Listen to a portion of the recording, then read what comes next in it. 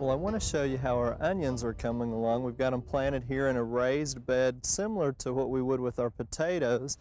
And this particular variety is super sweet. And let's just pull one up here and see how it's coming along. Okay, you see it's really not put much of a bulb on yet.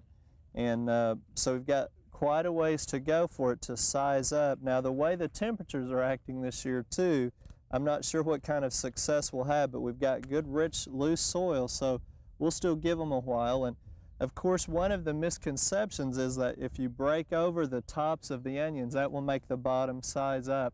And that's really not true. It's all based on the variety and whether or not it's a short day or a long day variety. So if they fall over naturally, that is a clue that they are starting to become ready to go. But again, breaking them over really won't cause them to increase. So you want to just let them have a few more weeks to go along naturally. And sometimes too, they'll send up flower shoots depending upon some of the conditions. And if you can catch that early on after you've planted them, we'll pinch them out hoping that it will increase the size, but there's still some discussion on whether that helps or not too.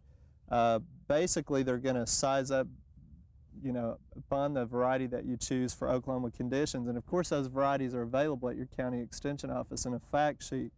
Now, the onion is really in the family of the lily family, which most people don't realize.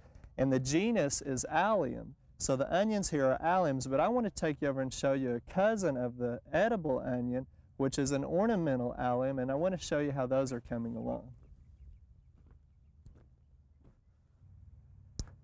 The alliums I want to show you here we planted in our perennial flower bed that we're trying to establish, and we've got 3 different types of alliums, and I'll point those out to you.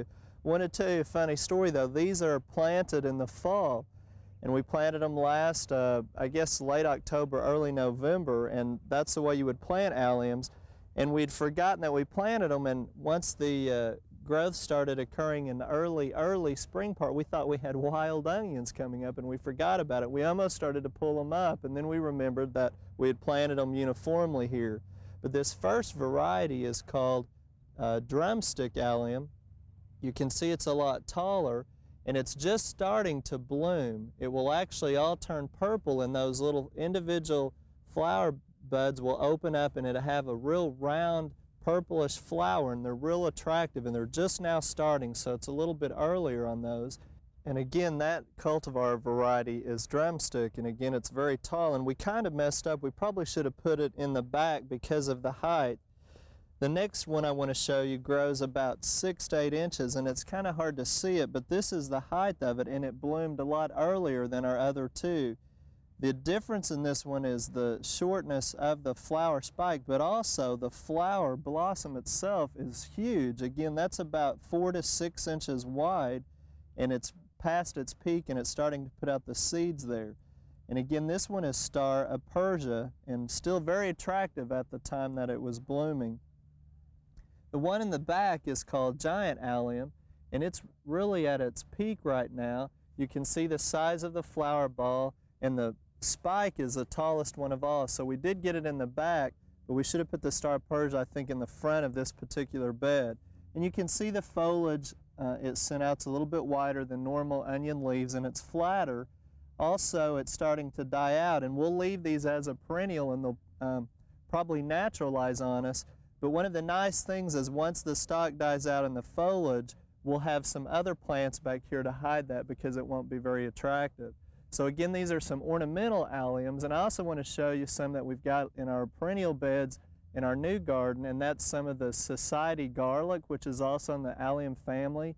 It's got more of a garlic odor or flavor to it, but nice little purple flower stalks that are shot up throughout the summertime. And this one is grown as a perennial down in the southern part of Texas and Florida. And I'm not sure how well it will do for us up here. We'll probably have to protect it or just grow it as an annual, but it has nice flowers throughout the summer. And then, of course, other alliums that you can use are some of the garlic chives and different onions and things that are used in herb gardens too. So it's real interesting to try to use some of these things as ornamentals, and you can also get some of the alliums with white and yellow flowers as well.